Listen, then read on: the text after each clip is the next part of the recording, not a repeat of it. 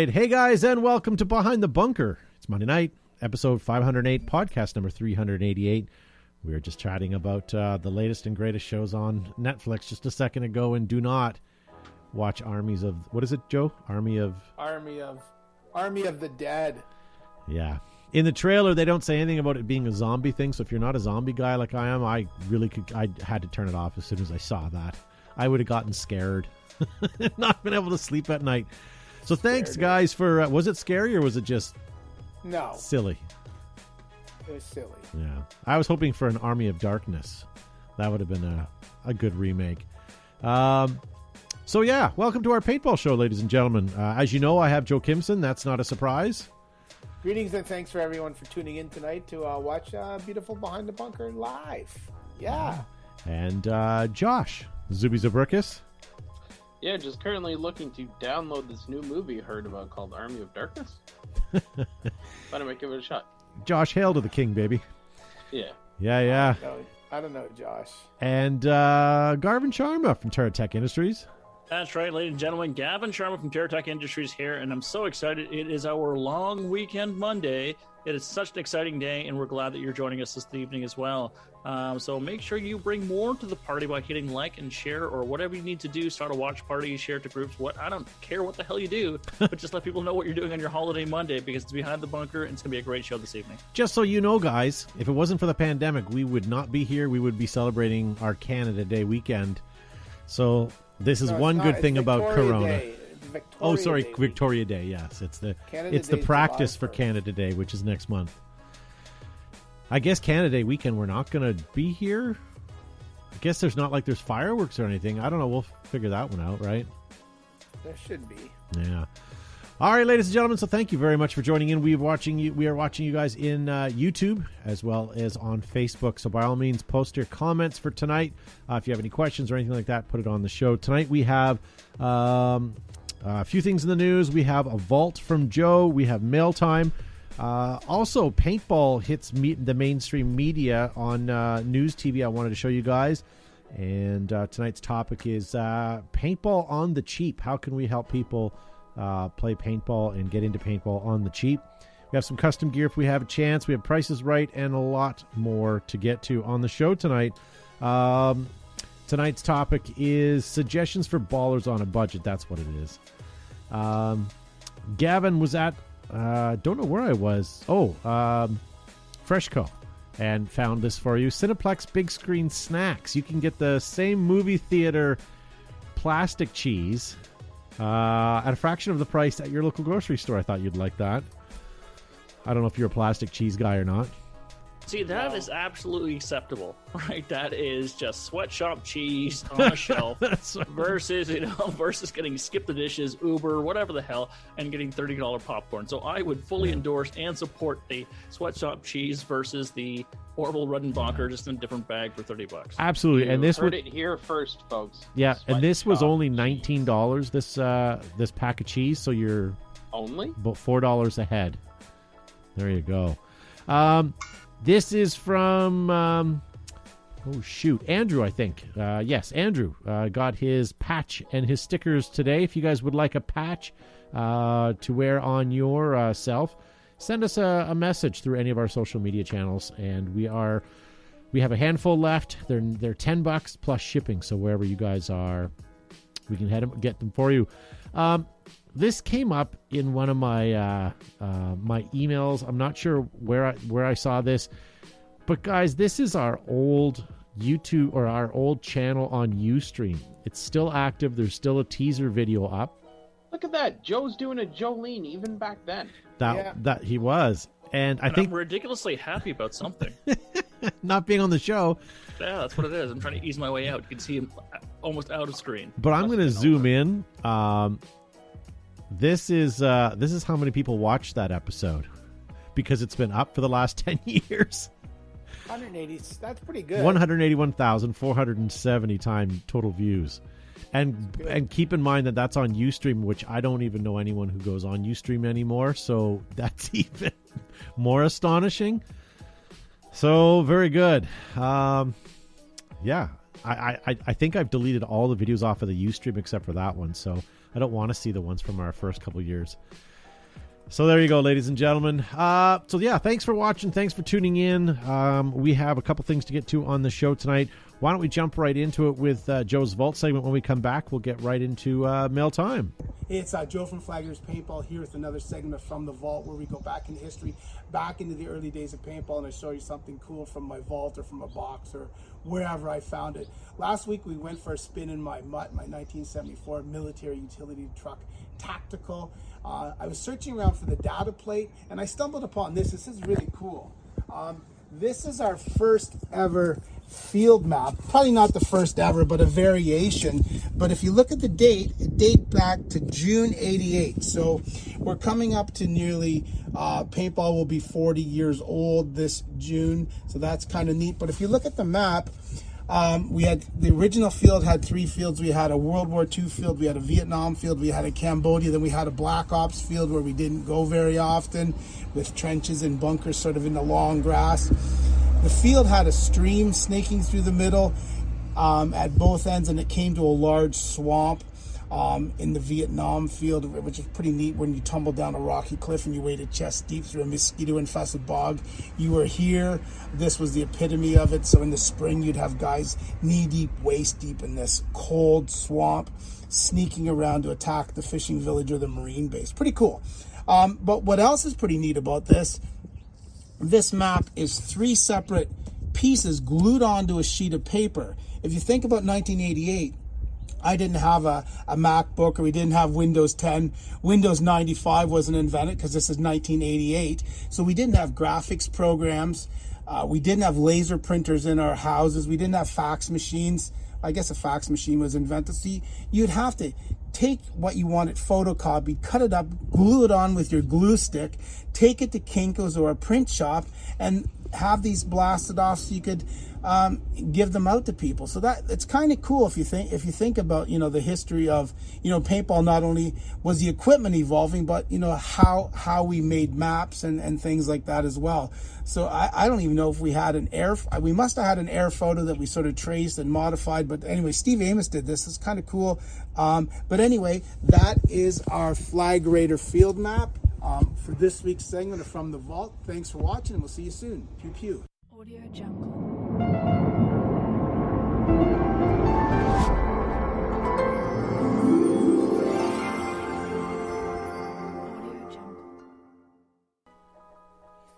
So that was my this week's vault. So it's kind of that map had a lot of, you know, sort of meaning. It's sort of memorabilia. It's like going to your first concert and you have the concert stub, or a sporting event that you're at. It's kind of neat, that map. But then if you think about it, you know, that map was drawn with a piece of paper, traced over an air photo, then props, you know, things were put in, or icons or geographic things were put in, and then, you know, we shrunk it down and then increased the size to go 4 up on a page, and we took it to Kinko's and then cut it up with a pair of scissors. Pretty crazy. You know how many nights Joe spent at Kinko's back in the day? I spent a lot of time at Kinko's, especially when we did Phoenix projects, and I had these ID tags that we did, and I would each of our ID tags before, you know, I'll do a vault on one of those because they're pretty cool.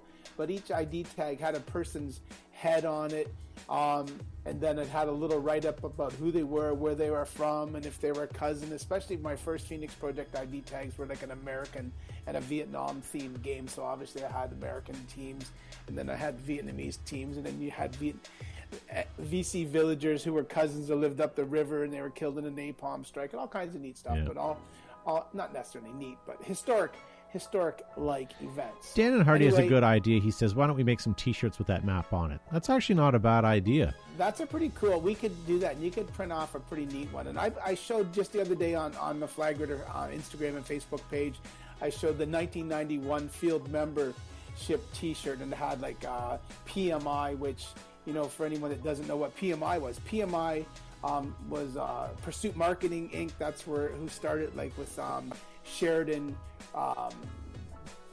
paintball shooters, and then they got the Tracer. Then PMI was eventually bought by or merged with Empire when National Paintball Sports and PMI merged together.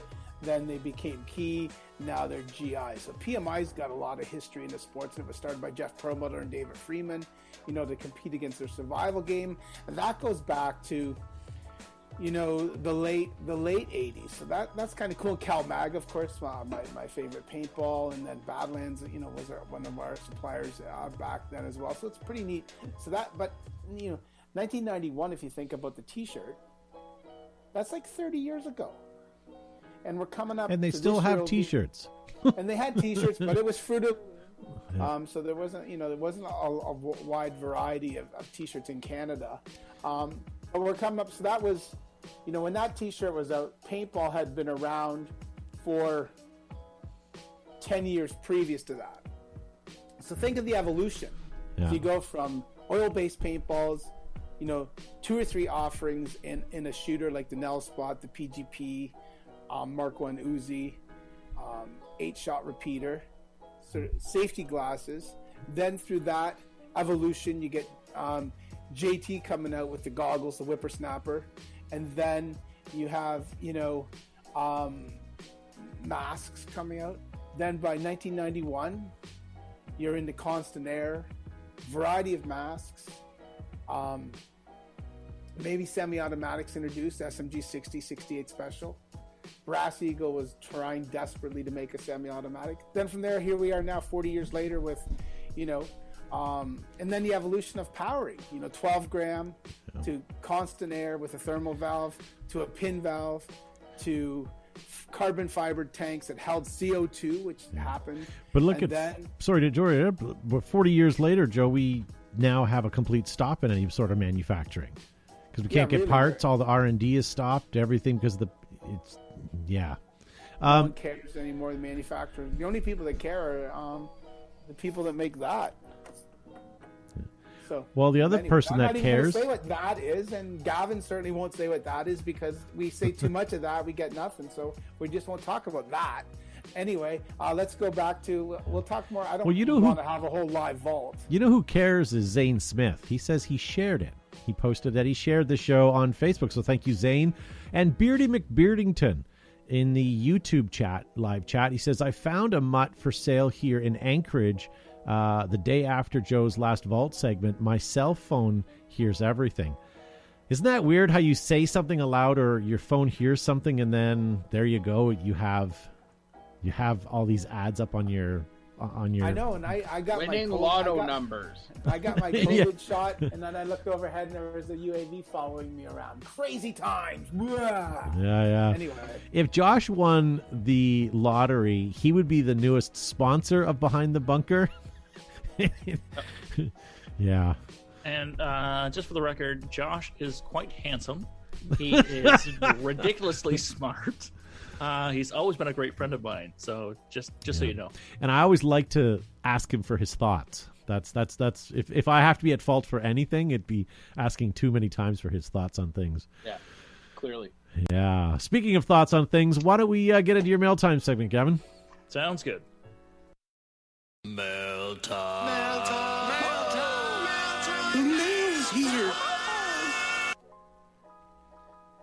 Ladies and gentlemen, it is mail time. Mail time where I get to rip open my sack and read some of the correspondence that you have sent in. It is a full sack this week, folks, so hopefully we get to all of it. The first one comes to us from Garrett Green, and he wants to know, with the current reliability of guns, is needing a backup gun important? Should we have backup guns in our arsenal? I almost was going to jump on that and say the quality of the new guns these days are not as good as some of the old ones. But on the same token, I'm going to bite my tongue because there's some great stuff out there right now. Like some of the Planet Eclipse offerings, some of the higher end guns like the Lux and stuff. I mean, they're fantastic. But on the same token, you always need a backup gun. You know what I mean? Like. Yeah, so back in the day, when I was a youngin', I would have to bring 1 or 2 markers out extra just in case my marker went down. But lately, things have been running smoothly, so that I don't require it. So shouldn't have said that. Yes, knock on wood. Yeah. So like, I mean, I haven't required to bring a backup gun in a long time. So Yeah. I don't know if it's necessary now, depending on what platform you use. But think about this. Flag Raiders, as an example, has an a treasure trove of Model 98s, right, as their rental guns. And as solid and as tried, tested, and true as those are, we always leave a handful back because we know a couple are going to go down at some point, right? Now, granted, they're rental guns, but they were built a lot better than some guns are today. So it just goes to show that at some point you're going to have a breakdown. Rick Chard from Paintball Extravaganza in the live chat says, if I won the lottery, I would get behind the bunker crew a beer. Nice. Rick Char from Paintball Extravaganza is also a handsome and a wise and intelligent man who's anyway. Could you imagine if he won the lottery, which would be in US dollars, and gave you anything? Even if he gave you $10, you'd be wealthy. If you had a nickel, he'd be dancing forever. Yeah. What about you, Josh? What are you thinking? If you buy a gun right now in today's market, do you need a backup? I always bring a backup because I generally play with a TMC, and most blowbacks are rather hard on paint. So I will bring something along with me, like a pump or my axe, which is very soft on paint. Yeah. Just in case the paint's not of all that awesome quality, or if it's really quality tournament stuff. Yeah. Or sometimes you get to a field where the field owner has left the paint out in the cold overnight, and it starts off very brittle and stays that way for the rest of the day. Yeah. You can't use anything other than something that's uber gentle on paint, right? Yeah. Ramon Cortez says hello from New York State. And who was it that I wanted to read just above that? Damn it, you guys are making it scroll too fast. George Hay says, I think the main reason why guns go down is lack of upkeep. This coming from a gunsmith himself. I don't know. I think, too, when you get... Okay, you're talking to guys that, you're looking at Joe, Josh, Gavin. I think you guys do the same thing. But if I'm going to an event, I'm not bringing one gun anyways. I'm bringing a couple because sometimes it's nice to start a big game, let's say, with a pump in the morning, right? And then as you kind of get warmed up and as you get a little more aggressive and as people start getting heated up in the afternoons, you break out something that has a little more firepower. Maybe you switch to semi-auto. Maybe even to switch to something that has an electronic trigger. So at the end of the day, for the final missions, you can lay down some paint. But I don't know. Do you guys do the same thing? I think on a regular rec ball day, I mean, you did, spark a sort of memory. Potentially I'll bring a pump gun out, right? So if the pace is a little slower and you don't want to sort of get a really down and dirty goggle to goggle with it, and you can slow down with a pump, then I do recall bringing pumps out with me just in case, not knowing who's going to show up that day. Yeah, for sure. What about you, Joe? You've been around for a couple years. Do you think guns nowadays are decent, or? I think they're pretty. I think from most are pretty decent from most manufacturers. There's some that are problematic, but I think for the most part, there's a fair amount of R&D that goes into paintball markers now, and with the ability to 3D print bodies and components. For the guys that are manufacturers that are making strives to create new equipment, they're able to get stuff out maybe a little quicker than they used to be because they didn't have to wait for molds to come. They're able to print molds one off on their own. They don't have to machine anything. They can CNC it. They can print it off right away and make changes sort of on the fly. Yeah. I think some guns are more reliable than they used to be. And I always have a couple. I always bring 2 or 3 different guns with me when I go to an event or to my field to play paintball. When I had a field, I don't anymore. I don't know why we even answer questions, because in the Facebook live chat, you guys have pretty much answered all the questions for everybody. Zane Smith says, "Don't some of you all start with a pump in the morning? Ding ding." And then Elliot Darno finishes that off. "Dump and a pump," he says. But All right, we're gonna end in the morning. Aren't you sleepy for the rest of the day? Yeah, Sleepy I guess. but happy. I guess. So good for All you, right. Zane. Especially if you're driving somewhere, you're a little more relaxed, Josh. You're not as edgy. Oh no! When I'm at work, I'm fueled by two things: caffeine and rage. It's what keeps me going. What about I incompetence? don't want to get comfortable. What? What about incompetence? No, that's where the rage comes in. All right, next question comes to us from Oliver Powell, and Oliver wants to know, what do you consider cheating in paintball, and how would you handle cheating players? Can we separate that? Because scenario paintball, recreational paintball, anything other than speedball, I think cheating is an absolute disgrace. Speedball, it happens, guys. It's part of the sport, and you can't tell me it isn't. And I think that's already being dealt with. I think you have the penalty system, and I think that you have the refs on the field and all of that. But on a scenario, on a rental field, I think it's unacceptable. I would agree with you with respect to that. Uh-oh. Because if you're playing speedball and you're cheating by shooting at people from the woods, all of them get really pissed off. They do, but you become a legend, and you make your way into a documentary. So. About 30 years later, yeah. Yeah. Such a long payoff, but it was worth it, right? Yeah. You know what? I would agree with you, Todd. Sorry, I know, Joe, you're trying to chime in.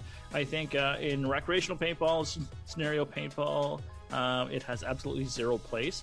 And I'm not a proponent of cheating at all, but I know that with the extra team on the field with referees and in a tournament setting, that I hate to say it is a little bit more acceptable. Particularly if there's a person involved with it, but I think it has no place really in the sport. Well, when you have rules covering cheating, and you have already designated penalties, and people are getting those assessed to them all day long, you can't sit here and tell me that people don't cheat in speedball, right? Like, it happens, whether knowing or unknowingly.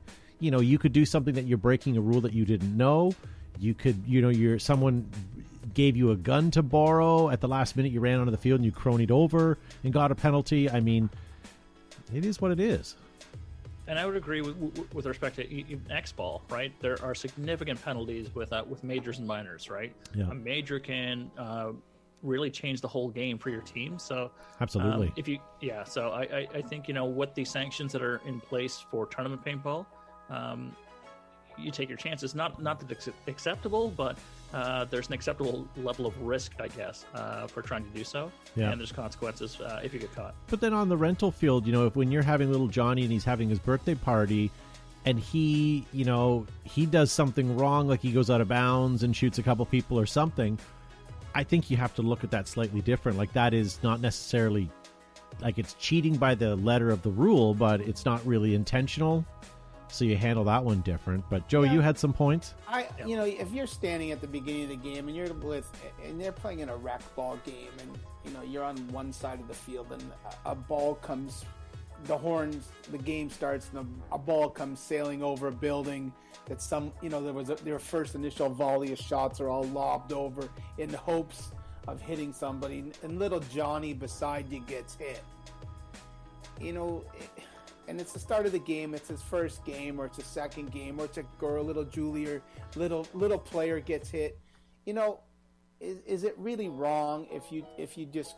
I call it a ruling. I'll make a ruling, and wipe that hit off and let them carry on. They know they've been hit, but they may never play paintball again. Is it really, and of the opportunity they're having, if they're going to have 6 or 8 games in their whole session, to take that one game, one opportunity away right away, is that really cheating? Is it, or are you perpetuating the myth that paintball is awesome and the people that play paintball are awesome, and this guy in his camouflage, he said it was okay and just keep going, and then I shot him accidentally in the back of the head because he got in front of me, and he wasn't mad either. So by the rule of the law, black and white or whatever, it is cheating. But really, is it that bad? Yeah. Little Babby Spisser in the live chat says, didn't we always say during tournament play it's the ref's job to call our hits? It is, but on the same token, I do like X-Ball where... remember when the CXBL was around, Gavin, and it was true X-Ball again before the Race 2 formats? Yes, sir. If you got hit, the ref did not have to come get you, and if you didn't call yourself out and you played on an obvious, those penalties were substantial. So let's say Gavin got hit, and I'm a ref and I'm watching him. I don't have to go get him. But if he decides to make any sort of forward motion or shoot his gun, at that point, then I go in, and instead of, just letting him walk off the field, it's now a major penalty. And a major penalty is 5 minutes. In an X-Ball, that's an eternity, playing body short. So... And when I ref that, the early days of X-Ball with the true format, I loved it. It was entrapment reffing, right? That you knew what was going on. You didn't run over. Yes, it's just like, what are you going to do? Are you going to call yourself out? And then, no, those flags were flying, and I loved it. Gavin said he wasn't going to crony anybody. Instead, he set up photo radar areas. but it was great. And it's like nobody was mad at the refs at that point. They were mad at their teammates. Like, why did you play? You felt exactly. like it, right? Exactly. Yeah. Gavin used to hide behind billboards and wait for people to run by with hits. But I used to pretend I was a spectator eating popcorn and then just run out. From the theater? Yes. That sounds like a good idea. I might do that tonight. I remember when we used to play X-Ball, you used to be able to coach from the sidelines as well as from the pits. And as teammates that aren't playing, that we weren't on the field at that point in time, if we saw a player on the field of our own team and he had a hit, we had not a secret because it wasn't a secret, but a code word that we would yell, and it basically meant you have a hit on you or just get off the field. And without question, he gets off the field because we saw a hit. In X-Ball, you're getting 15 balls a second, running down the field at you. There was a lot of times where you run and slide and dive into something, and you may not have felt that hit your pod pack or your hopper or even heard it. So, our code was hot pants. No, sorry, watermelon. So you yell that, and people would get the heck off the field, and they'd be like, "What? Why are you calling me off?" What was hot pants? Hot pants was no matter what is happening, right? Without even questioning, if I yell hot pants to Gavin, you run to the next bunker. Right? Which means that we're watching your lanes, and if everyone turned away from you, without question, you get your head down and you gun down and you run to the next bunker. And it's usually, we used to coach that from like the Dorito side. So a Dorito bump was very difficult, but if the guys were looking differently, you could just shimmy up that field pretty quick. So hot pants indeed. Hot pants. Yeah. So there you go. Right. Next question. Oh, actually, we didn't answer the... we sort of did, I guess, with respect to tournament paintball, but how do you deal with cheaters on the field, on a rec ball field? Either big game or rec ball. What would you do? Depends what the cheater's doing. If they're like your standard, I'm leaning, by the way. If they're shooting up newbies and being a cheater, then you can have the referee talk to them immediately and just kind of, if it's for sure, then you can ask them to sit out a game, or you can Captain Willard them. Indeed, for those who know, they know. That's all you need. That's right. Gavin, I know you have a couple of questions tonight. Yeah. I know your mailbag was actually pretty full tonight. Can I put a pause on that because we have a couple more things to get to on the show tonight, and if we have time, we'll come back to your questions, guys. And if your question didn't get answered, we will we'll get to it next week.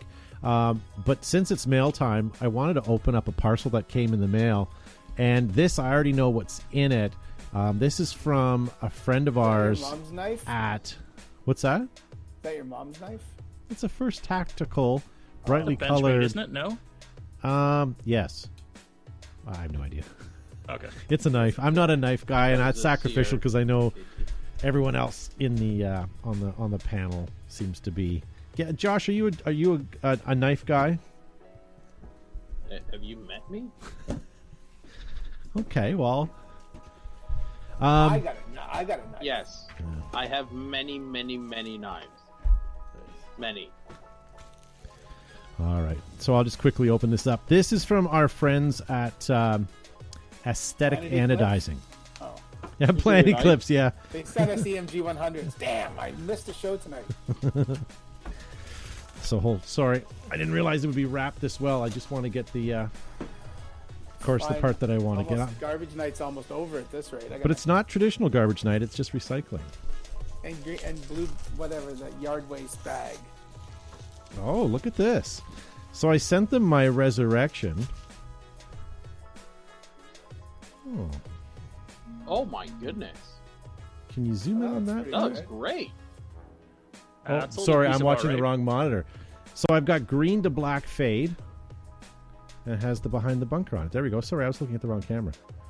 Nice. So the screen that you're watching on does not show it very well. I'll post some proper pictures. Aesthetic anodizing was really good to work with. And I basically just kind of gave him an idea, and he came up with some better stuff and helped me through this. But I didn't What want... does the barrel look like? Barrel's still black, because what I wanted was I want a green fade from the back of the gun to the stock barrel color on the front. So it's a green to black, because I just wanted it subtle, and I wanted our logo on here. So, yeah, well done. And what I'll do is I'll do a proper picture of it, and I'll post it on our social media channels, and I'll show you guys a video next week of it completed if I get a chance. I don't know if I'll be able to get it back together this week. Autocockers aren't just a so quick busy. put together. I am. Where- I got lots to do these days. Where are they located? Autocockers, they were made in No, California. not Autocockers, just smartass. The Aesthetic is, I believe, he's still in Ontario, Canada. But he does a lot of stuff for guys, obviously in the States. He just did some Dynasty work. I'm going to get more information before I say too much. But good company. I follow him on Instagram, and I love the stuff that he comes up with. And I've been wanting to do something with him for a long time. So yeah, we'll see more from them as the next couple weeks go on. Okay, so we have the topic to get to, which one I want to get to. We also have a video tonight, guys. I don't know if I'll play the whole thing. We'll see how it goes. We all know our friends, the Command Bros. Energy was on the news, and I wanted to show you why. So why don't we play the clip, guys, and we'll chat more when we get back.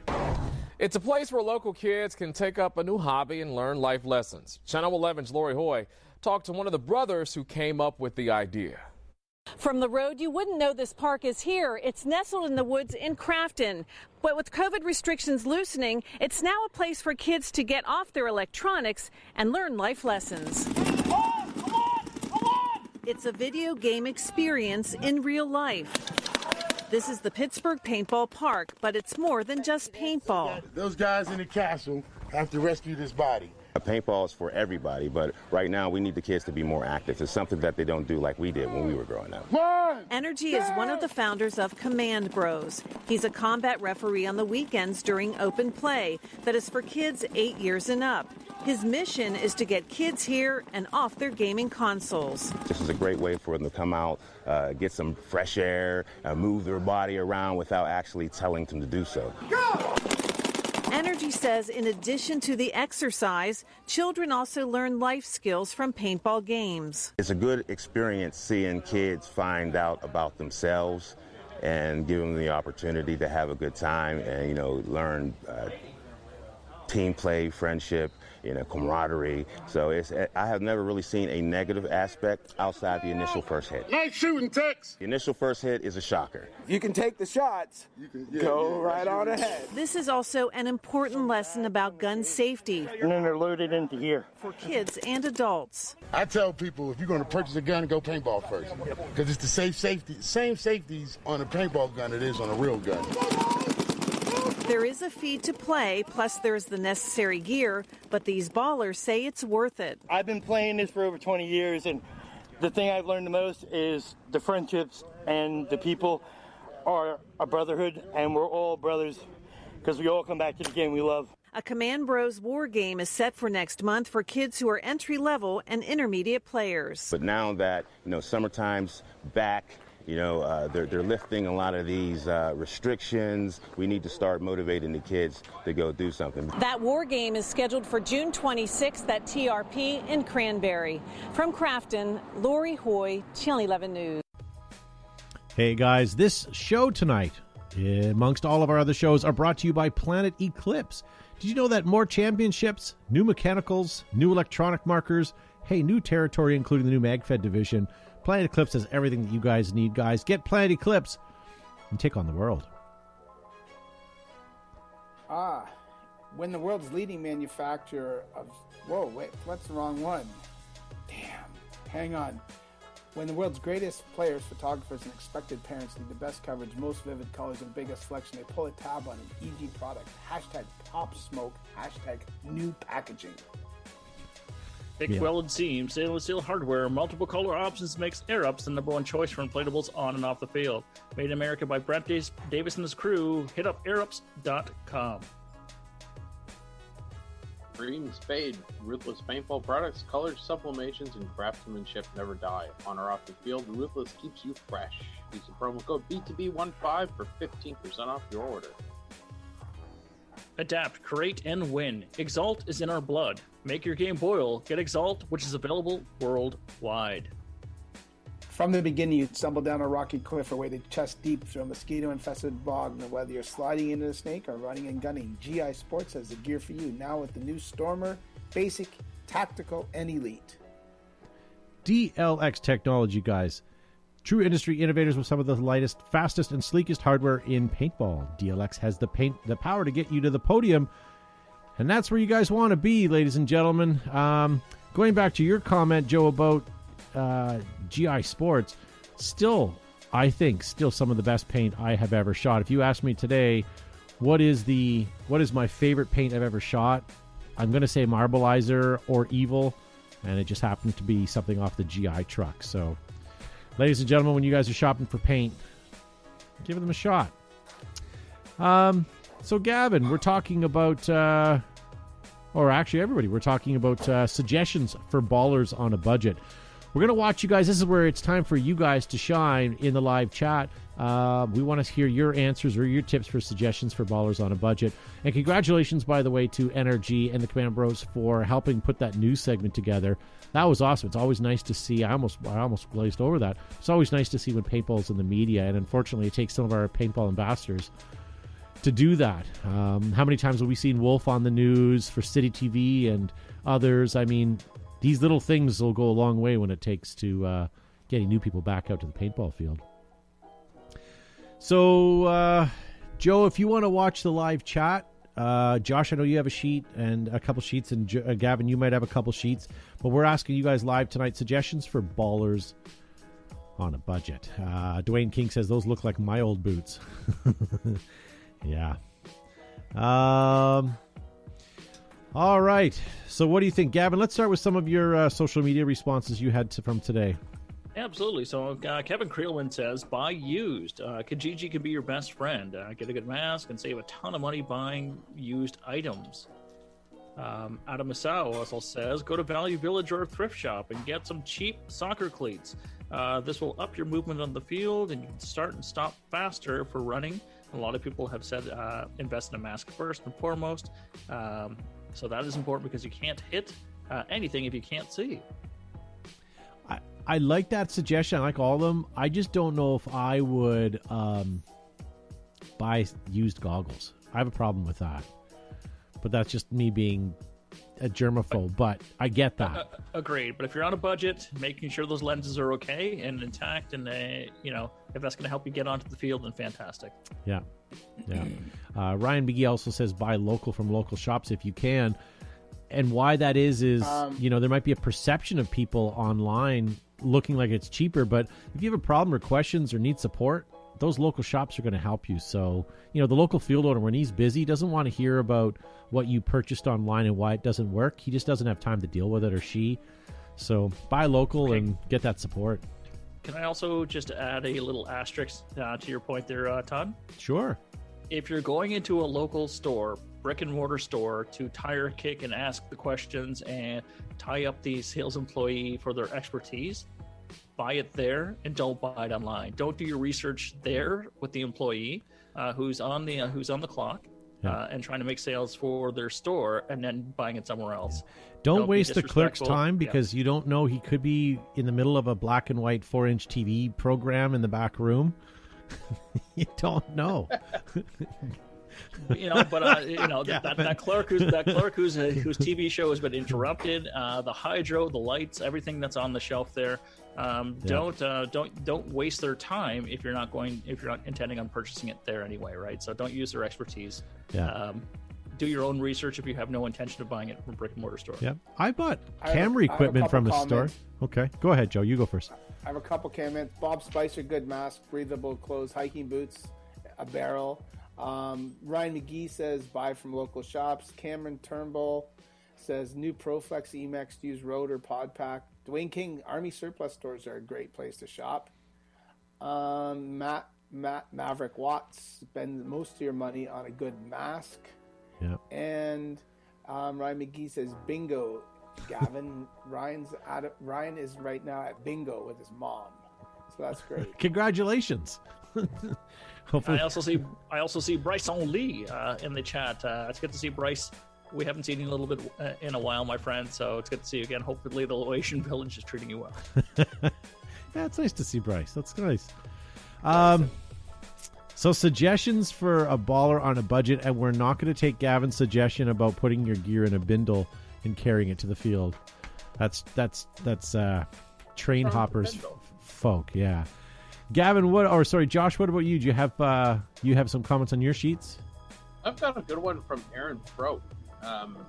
He's clearly thought this out and done it before. He says the ultimate in budget falling, using empty chewing gum packages, the little plastic ones with the flip top. Hold 100 or so pieces, as many pods. One standard tub of dentine ice will hold 43 rounds of 68 caliber. Fantastic for pump guns with 50 round hoppers. That's a good idea. This trick about 12 years ago when he quit smoking, he was chewing a lot of gum. Daniel writes in and says, I've got a wish gear, however scandalous that may be. Buy a thesaurus, but don't buy it from Wish. You can go cheap or use with most things, but buy the best mask you can and buy it brand new. We fully agree with that, 100%. Jeff Sanders says, MegFed, maximum enjoyment, minimum costs. I put a star beside that one because possibly it's cheap, but not really if you go full bore. Yeah. So I think the initial setup is it can be costly, but it will save you money in the long run. yes, in the long run, it can be. Yeah, so Garrett Green, so limited your genre of play, if you so will. Our good friend Garrett Green also mentioned pump, and a few people in the chat did as well, right? So yeah, minimizing your fire rate can certainly keep you on the field longer, and that will help the budget baller. I think MagFed too. Those mags aren't cheap, and you realistically need at least a half a dozen if you want to play, some good paintball. I don't know. Pump I would definitely still say is where you're at.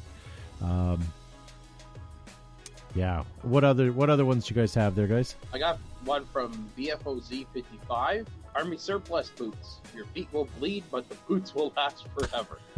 Not sure if that's a decent trade-off for inexpensive, but A's Miller says personally use volleyball knee pads. That's a good idea. Shorts. Yeah, it's not bad. Also says his biggest point for newer or beginning players is don't worry about being right or specific, just be comfortable. There you go. Make sure you're enjoying the maximum amount of time you have out, and I fully agree with that one. Here's a thought, and maybe Joe can attest to this, but let's say you're on a super budget. Let's say you're not working, or you're all your expendable income is going to rent and food, and paintball is something that you'd really like to do, but you just can't afford it. Approach your local paintball field and say, listen, I have a very limited budget. What can I do? Can I volunteer some time? Can I clean up the garbage? I may not be qualified to rep, but can I clean the garbage? Can I help park cars? Do you want me to go to the store and get you some supplies that you may be short right now? And just be around the field and be helpful in any way that you can, and help the field owner with whatever you can, because that could easily translate into some trade for some paint and an entry. Here's a tip for the speedball guys. Go approach the field owner and say, listen, we'll set up your field and set up and inflate all your bunkers. Just give us free entry and we'll still pay for the paint. There cuts half of your expense. most field owners would be happy because the last thing they want to do is doing that every week. So these are just a couple of tips as a field owner that we've learned that go a long way. And, it won't be, an hour of garbage picking isn't going to get you a case of paint. But if you really want to play, and this is something you really want to do, just be around that field, become a staple. And who knows, maybe you'll even get a job at the end of the day out of it, which would get you discounted rates anyways and get you money to play. A couple hours of garbage picking up would certainly, or a couple or 2 or 3 hours of garbage picking up would certainly net you a bag of 500 and probably entry fee if you needed a rental. If it was quality garbage pickup, if it's mediocre garbage pickup, then don't waste my time. I'll do it myself quicker. Yeah. But if it's fantastic garbage picking upping, then I've got the job for you. Now, I thought my ideas were good, but apparently Bob Spisser has a better one. He says start an OnlyFans account. Sell your soul. But for paintball, I do like the way you said that. Only fan. Just one person subscribe. Well, we're talking about Bob. If I had a picture to show you of Bob, you'd know why he would have an OnlyFans account. Yeah, it'd probably just be his mom anyways. Oh my God, sell your balls for more balls. Oh my gosh. We got to end the show now. No. And that's all. All right. There we go. Why no T-Bone? So a couple of people. So Archangel. I wish Joe would bring back his recycling program. Get it a quarter for every 12 gram. Spent 12 gram. Yeah. Yeah, that's crazy. That was craziness. I wonder if those cylinders would be worth much. If you collected 100 of them, would they be worth anything? Nothing. Oh man, but they're by weight. If you took those to the scrapyard, man, you'd need a lot. But yeah, you'd need a lot. We had former employees who tried that. I'm telling you, it was not worth it. Really? That's too bad. Well, if you got guys stripping wire for their copper, those things have to be worth something. That's different, though. That's different. That's retirement. That's right. Yeah. So I was going to say a couple of people mentioned this, so I'm going to shout out Archangel Michael and Mike Holt as well. Just talking about really recognize what your budget is. How much can you afford to play? What can you spend? And really just trying to maximize that, right? And one of the points that Mike had made was there's no point in buying a $1,500 gun when a $200 gun will work, right? Get yourself a good used good pump gun and slow your roll. Go on the field. Don't be the first one up to the 50.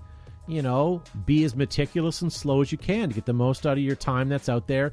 There's no saying that you have to have 500 paintballs every time you go out. Buy a bag of 100 or whatever you can afford and just make them last. You don't need to be shooting at trees and stumps as you're walking through the forest. Just save those paintballs and, make those shots count. Absolutely. You don't need to, shoot a lane every game and then be out in a couple hours versus extending the full day, right? So it's, play a style that you can afford, what's in your budget, and, make sure you extend that the whole day, right? You're not just shooting cases of paint for the sake of shooting cases of paint. Steve Abar says Army surplus. Jacob Palomino says avoid buying cheap products so you don't have to buy them twice. Yeah, absolutely. Steve also says catalytic converters is where the money is at. What? Tell me something. Why is that worth so much money? Why is that a thing? Because of the materials that are in it. Inside of it. They melt it down. And what's inside of it? Palladium or something? Sounds like you just made that up. Things to convert catalytics. Yes, but it's at least in our area, it's an epidemic in terms of waking up in the morning, starting your vehicle, and it gets a little bit louder because there are people who, there are people going around under vehicle by vehicle. Well, a lot of clubs are getting sold again because they're putting clubs on their catalytic converters so they don't get taken now. So we'll see. All right. And Phoenix in the chat just gave us the same answer. So, yep, it's retirement money for sure. So those with a Sawzall can slide under vehicles and make some extra cash over the weekends. Yeah, absolutely. George Hay in the live chat says, hang out around the field, even if you're not playing there. Slowly take things from people's gear bags and sell them to other players to make side cash. Now, in his defense, the the chat scrolled pretty quick, so I was reading the gist of what I thought I saw there. So there you go. And Bob says, small amount of platinum in them. Wow, look at that, eh? All right. Well, shall we move on, gentlemen? Do we pretty much have this topic covered? Yeah, indeed. And I apologize for those who sent in contributions we didn't get to, but hopefully we covered it this evening. Yeah, for sure. All right. We have time for a couple things, Gavin. We could answer one more question and then move on, or we can... why don't we do that? Do you have one more that you'd like to choose for tonight? Yeah, so this is not in the sack. This came via the Facebook messaging from my good friend Happy Holton. And this is a pretty relevant question for those who, organize groups at the field. Do you tip a referee? I never really heard that was a thing until the last couple years. And I don't know if the refs have been telling people and it's become a thing. But I think it's a great idea. I mean, I've been on tours where I've tipped a tour guide.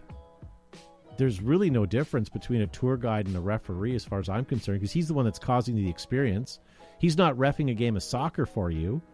He's giving you the experience. And I don't know about other fields, but I know at flag graders, the refs, create a story and create, this feel and flair, and they're super outgoing and super happy to talk to people. And at the end of the day, I mean, I hear all the time, guys make comment in the staff area that, so-and-so got a tip and such got a tip. And I swear, I never used to hear that up to a few years ago.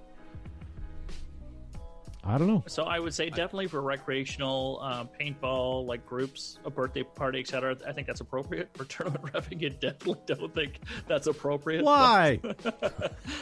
Just kidding. But yeah, But you tip before the game. That's right. Actually, that's how tips started, but we're not going to get into that. Yes.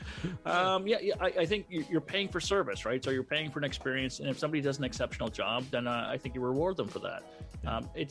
I don't think it's commonplace at the paintball field. I know that when I refereed recreational games or corporate events, I would turn down tips because I had just as much fun. But you know what? If you find somebody who's done an exceptional service for you, then yeah, absolutely tip them. So I don't think it's commonplace in our industry right now, but I think it should be should somebody provide you an exceptional service. Yeah, for Thoughts, sure. Joseph? I agree. Even in the ski industry, it's not uncommon for an instructor to get a tip for a lesson for teaching somebody. You go to the airport and some guy unloads your bags onto a cart and you tip him a couple bucks. I don't think it's unreasonable if the referee is doing a super kung fu job to give him a tip, especially in a private party. If you got a guy that's out reffing for your birthday party or corporate group, I don't think it's unreasonable to offer a tip or something. Yeah. Well, Bob's a nice fellow in the live chat. He says he sends a few extra paintballs towards the refs, followed by a sorry. That's not very nice, Bob. Yeah, but Bob, you're supposed to say sorry after you shoot them, not before. Hey, Josh, you were a hockey ref for quite some time. Was that a tippable situation? God, no. I can't imagine anyone walked away from a hockey game saying that was the best ref we've ever had. Well, in the level of hockey that I referee, it's different. Where you've kind of got a rapport with the coaches because there's only a few, or I shouldn't say a few, there's a small handful of officials who referee at the level I do. So it's a little different as far as tips. No, but we get paid. Yeah. I don't want to say well, but good enough. Yeah. But a paintball referee, they're the one that's, you're interacting with. He's your rep. I mean, he's kind of like a glorified concierge, if you will. Like, if you think about the guy at your hotel that's, getting you your crack or telling you what good hotel or what good steak place there is around the corner. I mean, he's worth tipping because that knowledge is worth something, right? So why not a paintball referee? So should the ref then pool their tips with everybody else or just keep them individually? Oh, they should keep them themselves for sure. They should tip out the owners a bit. But I think that, okay, let's be honest. I mean, everybody has, days where they're on and where they're off. And if you're having a referee who's having an on day and he's doing a tremendous job, he deserves every money that anybody gave him a tip. Why should he share it with someone who's maybe came over hungover or... I get that. I mean, you're doing exceptional service, but you're not working in a silo. You're not independent, right? You have counter people who are providing customer service. You have gun techs who are getting things up and running as well, right? So there's a whole team atmosphere surrounding that. But yeah, absolutely. I think people should be rewarded for their individual contributions and work. But again, recognizing that there's a full team that supports that referee to go onto the field. Yeah, I guess. Yeah, the counter people work like a mother at that, keeping people happy and getting them through as fast as humanly possible. Yeah, maybe a tip out is a good idea. I'm not trying to start a union with PayPal reps. All right, so here's what we're going to do, ladies and gentlemen. If you guys are watching us on Facebook right now, we're going to tell you to beat it. We're going to continue to broadcast live on YouTube and record for our after show, which is part of our podcast. If you guys liked what you watched on Facebook but can't sit there for the entire time, download us as a podcast or come back and watch it rewind either on Facebook or on YouTube. And again, anywhere that you get your podcast from, anywhere from your Google Play to your Alexa, anything that can reach the internet, they can get our podcast downloaded to you. So do so.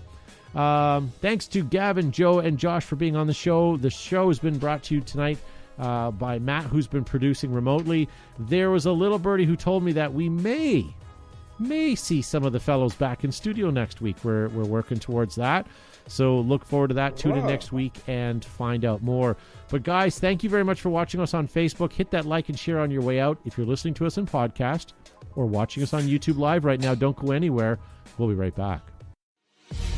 Don't be a freeloader. If you liked what you hear, make sure to hit the share button below.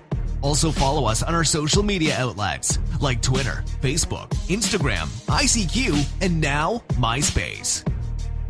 If you want to join the conversation, post your comments and we might read them on the show.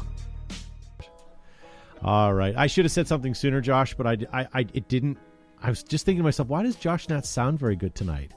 And then as soon as I texted you, came back with that smooth, creamery, buttery voice of yours. It's that strange thing where if I hook it up to my work computer, which is a PC, and then I go back to the Mac, like it does not like it at all. All of a sudden, it's like I got to reinstall drivers and all. And I go back to the other computer, I got to reinstall drivers all over again. It's like it knows I'm switching between Mac and PC, and it hates it. Yeah. But what I could hear in my headphones was just angry, and then when you're like sent a text to Josh, it got angrier. It's a degree of angry. It's got angrier, better sound. Yeah, the amplification of anger. Yeah, so whatever. We were talking about good show, by the way, tonight, and we were talking about earlier about Kinko's, and I started thinking about it. Was Kinko's somewhere that was across the world, or was it just North America? Like, I think Kinko's was like an all North American thing, wasn't it? I don't know. I think it was global. Kinko's being a copy store, if you guys don't know what it was. I believe in Latin America was Hinko. But very similar, though. With the side of Pico de Gallo. So Gavin is just he's not necessarily representing Behind the Bunker right now. He's a subcontract. So if you have any correspondence you'd like to send his way, just non-union Mexican just address the subject line to fire Gavin. Here's the history of Kinko's. In 1995, Kinko's was a leading retail provider of document copying. They had in early 96, they had 830 outlets located in every state, 4 foreign countries, Canada, Japan, South Korea, and the Netherlands. Yeah. But those were depressing places. Like, okay, so we had a big game or something was going on. We'd send it in for print, and then we'd ask the guy, we would ask them to do it, and we'd come back in around 11 o'clock to pick stuff up. And there's still strung out college kids there, and people trying to get stuff done for school and work, and they're all stressed. Everybody was just a nervous mess in there, and then the photocopies aren't working, and the PC load letter, no one even knew what that meant, and I remember you used to go in there and you get a little cartridge. It's like an 8-track cartridge that had a number flicker on it, like as if you're counting people coming in out of an exit. And every time you'd make a copy, you'd stick that thing in and it would turn the dial, and you'd take it back to the counter and you made 37. You guys is hilarious. You don't remember Kinko's? Did you never write papers in school? Anyway. Did you ever strive for grades in school, or have a bake sale or a garage sale? When your professor asked for something other than crayon, Josh, did you not find an alternative? I never had to go to a Kinko's or Staples or Office Depot. To get massive amounts of, if you could blast stuff out onesie twosies or 5s and 10s on your on your printer, but at the cost of I was in Black High School. I could blast out 4 or 5 a day. And laser printing you. It's cheaper to drive to Kinko's and get your stuff copied. Josh probably had laser accuracy as well. I also want to point out in the chat. Believe this, but our school actually had a photocopier and a printer. Yeah, but it didn't stop you from going in and grabbing a dado and licking it. And you could go to this place called the Bibliotheque or a library.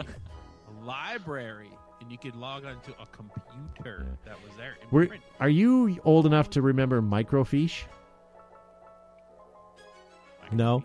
No, he doesn't have it. Yep. Yeah. So you used to go to the library and put these little film things underneath what looks like a microscope but attached to a monitor or like an overhead projector, and it would blow up this image on this front-facing projection screen, and it was nasty. It was terrible. Sorry, I just want to get to the chat. Steve O'Barr says Kinko's in Latin America is a way different thing. All right. Something been swearing in Spanish the whole time? Like, is that it? I don't want to know. I was going to say, I'm not Googling that. Amazing. Yeah. Happy Holton wants to know when Canada opens for paintball.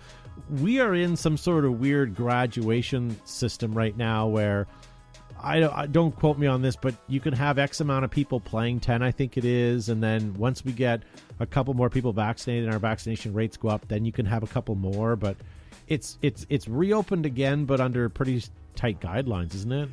No, we're still under stay-at-home order until June the 2nd, and if we meet a threshold of 60% of the population, then things will open up slowly. With the end goal of being 75% or higher we're now in a 3-stage system versus having that whole color wheel and trying to figure that out. So we are in no better position, although our vaccination rates are going up. COVID numbers are going down in our province. So we're hoping we get to see paintball in the next few weeks. But our kids aren't even in school right now because they're not allowed to. So, well, they're not in school because it's 9 o'clock at night. Well, that's true. But there's no reason why people should be playing paintball if they can't be, if they can't be attending school. I don't know. There's a weird, like, we're not going to get into it, but it's just weird how they open certain things and not. But whatever, it is what it is. Did you see the meme floating around where they took Doug Ford's body and they Photoshop Bubble's face on it?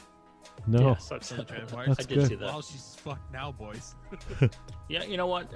And we're. I know that Matt, that's sitting at home right now, is going to send you a text shortly about COVID. Grinding his teeth from here. We are in our 3rd wave here in Ontario, in Canada, and so we definitely don't want a 4th wave, but we're trying to come down from that, right? So they prematurely opened up everything, and we paid the price. Yeah. And, so now we're sitting in lockdown number, 6,000. I made a comment to my wife tonight that was an optimistic comment about the virus. And she goes, they're talking about now a 4th wave. And I'm like, oh, for the love of God. Like, I don't want to hear that. I don't care about a 4th wave. Like, I'm so done with this as everyone else is. No, agreed. And I think why everybody tunes in this evening is because we want to play paintball. We want to talk about paintball. Yeah. We want to be out shooting our guns. And, stay the course a little bit longer. I think we get more vaccines in arms, and the numbers go down, and hopefully we can open up and put this all behind us and cross borders again and travel and play paintball and go to events. Well, next week, if we get an opportunity to get everybody back in the studio, Matt will keep us off COVID, And we'll chat other things, hopefully. We'll chat other things. All right. Well, maybe we'll end this here and now. Next week is Memorial Day. Are we going to have a show next week, guys? What are your thoughts? I don't see why not. I mean, we're doing Victoria Day. We love our queen here, and we're celebrating. We're celebrating our queen via paintball. So Memorial Day, I think we can do the same. Hopefully, people tune in. Agreed. Yeah, I agree. Let's provide it, and then when we do want to take a holiday or a break, you guys can't say nothing. Yeah, we gave you Christmas. We gave you Victoria Day and Memorial Day. Yeah. All right. Well, that's exciting. Well, Gavin, thanks for being on the program tonight. Always great to be here, folks, and thank you for downloading the podcast and listening to us each and every week, as well as your contributions in the YouTube chat. We certainly appreciate you guys being part of the family, and we'll see you next week.